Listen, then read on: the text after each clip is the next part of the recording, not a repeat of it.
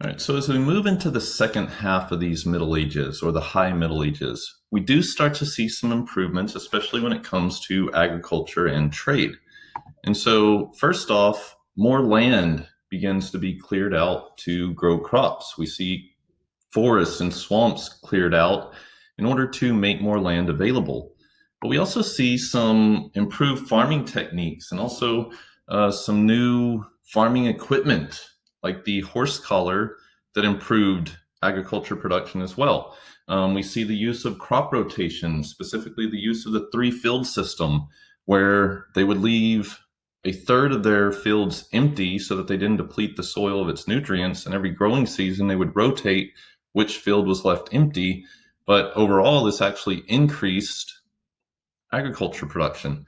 We're also going to see things like the early use of fertilizers and more domestic animals. And so all of these things overall are going to lead to an increase in agriculture production.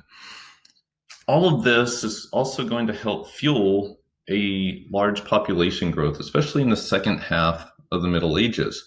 From about 800 CE through the end of this era, the population is going to go from roughly 30 million to well over 80 million.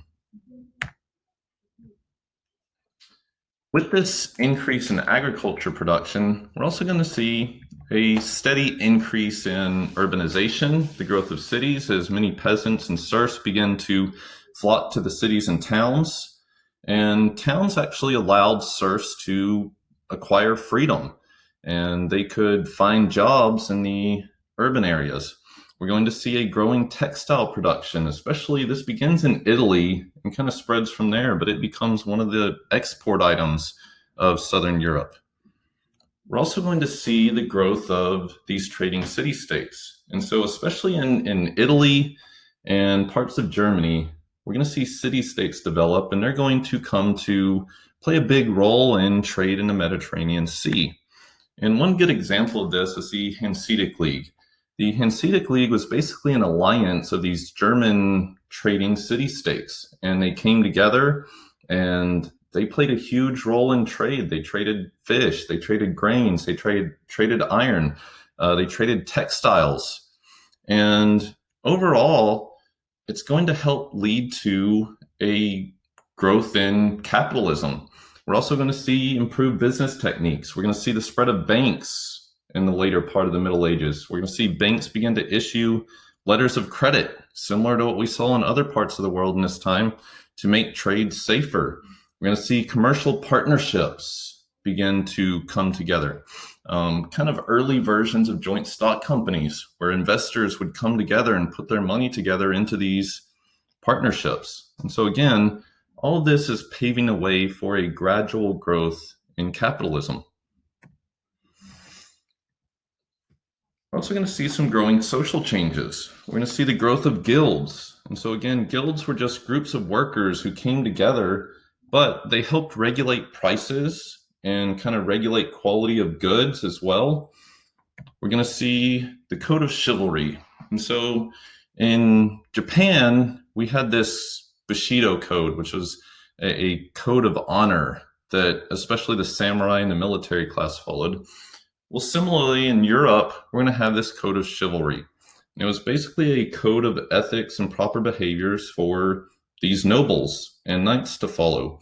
And Christianity was woven within that as well. We're also going to see the growth of parliaments in parts of Europe, not all of Europe, but kings are going to have to govern with the consent of the nobility. And we're going to see this especially in parts of England. And so a good example of this is the Magna Carta. The Magna Carta was signed in 1215. The king was forced to sign it by his nobles. And basically what the Magna Carta did was it guaranteed the rights of the nobles, those feudal rights of the nobles, and put limits on what the king could do. We're going to gradually see the growth of assemblies that are going to become our first parliaments. And these parliaments were made up of the nobles, the aristocracy, and they basically consulted with the kings. And especially put limits on the king's ability to raise taxes and things like that without the consent of Parliament.